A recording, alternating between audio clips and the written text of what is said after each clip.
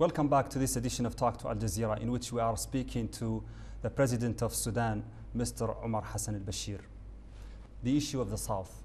3 years have passed since the agreement was signed in Nevasha with your southern partners. But until now, I see more problems than solutions. Where is this partnership and this process heading? We consider this agreement the greatest achievement in our history and the history of Sudan after the independence. This agreement ended a 20-year war. Whatever the issues may be, the whole of the South now enjoys peace. About 90% of this agreement has been implemented. The remaining parts are in the process of implementation. There are areas of contention. The recent developments were surprising to us because there had been no fallout between us and our southern partners. Before Salva Kiir left to Juba in Ramadan, we had had 3 presidential meetings in which we discussed the hanging issues, and we agreed to a timetable of addressing these issues. We were largely in agreement. He proposed a cabinet reshuffle, which was discussed, and I gave my input on the performance of some of the ministers belonging to the Southern Movement. He said he'll come up with a list of the proposed ministers after the Eid, and we parted in agreement. But we were surprised by their unjustified escalation. In unofficial meetings after that, there was full agreement between us on all the issues except the Abyei Protocol. This is where we left it before I flew to South Africa. Then we hear some stuff that surprised us. But we're waiting for Salva to come back to know what's happened that made him take this position and say this stuff. We will not use media escalation, and it's our conviction that everything can be resolved through dialogue. From your point of view, what are they looking for? Why did they take this position and withdraw from the government of the national unity?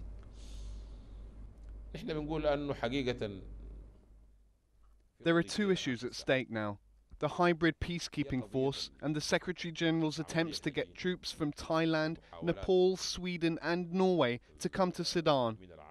And since we've rejected that, they're trying to create problems in order to place pressure on us.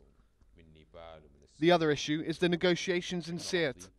It was very clear how there was foreign meddling that led to some rebel leaders not showing up at the talks, including the ones we've allowed to hold a meeting in Juba to unify their stance and factions.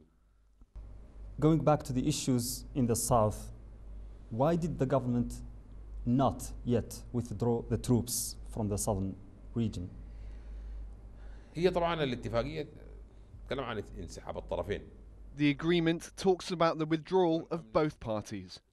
The security protocol talks about redistribution of Sudanese forces from the south to the north and the redistribution of the movement's forces from the north to the south. According to the United Nations, who monitors the ceasefire implementation, the armed forces redeployed by 87%. The Sudan's People Liberation Movement redeployed by only 7%.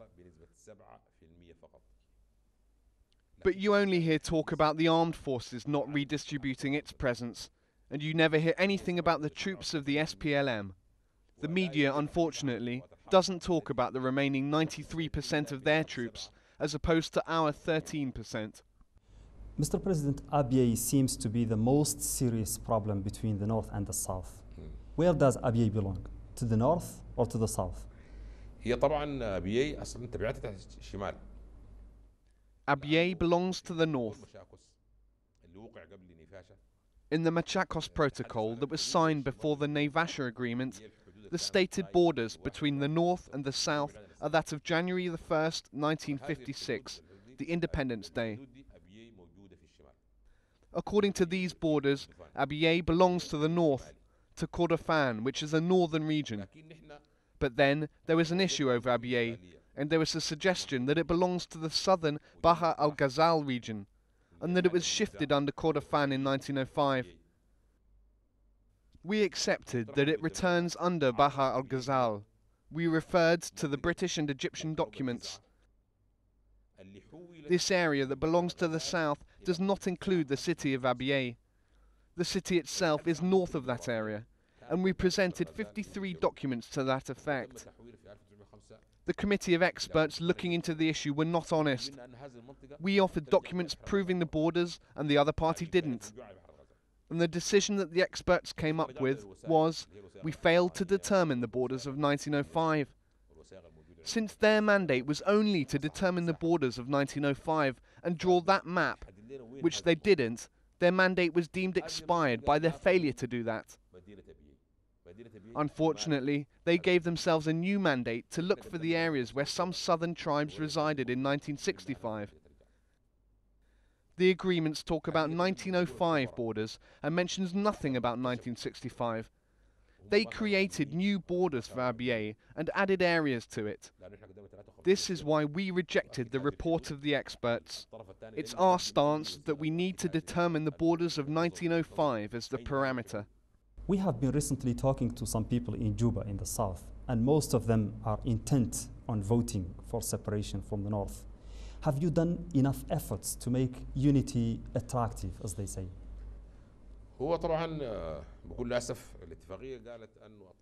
The agreement states that both parties work on making unity attractive. But our partners in the south, since they took power, they've been trying by all means to marginalize the role of the federal institutions. They've even stopped the work of the federal institutions, including customs, tax authorities, immigration and civil aviation. All that's been obstructed. Despite the large sums of money they received since they've taken power, our partners in the south didn't offer anything to the southern citizen. To justify this shortcoming, they talk about the north not giving them their rights. The southern media says that we are not being fair with them and not giving them their money. And this is prompting southerners to demand separation. There are known advocates of separation in Juba that we know of, but there are many other regions in the south that support unity. There are many people and armed factions who fought alongside the government. They fought for unity. If the southern citizen was given the chance to listen equally to the advocates of unity and the advocates of separation, we believe that unity is most likely going to be the choice. I would like to ask you about the Sudanese-American relations.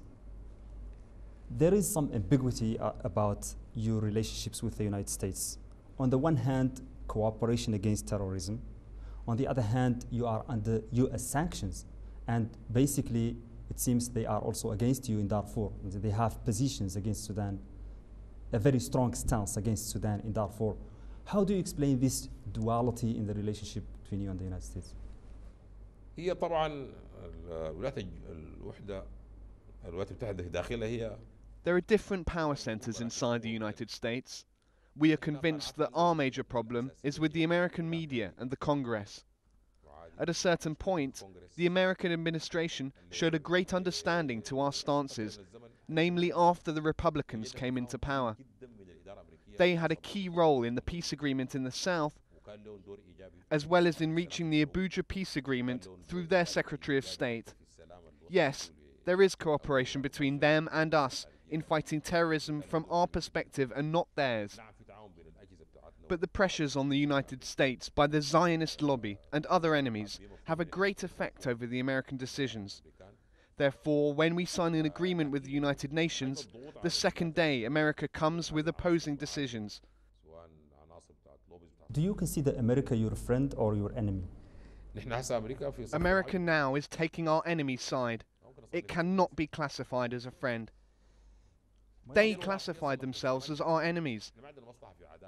We have no interest in having America as an enemy, but when they are hostile with us, what else can we do? Thank you very much, Mr. President. شكرا جزيلا.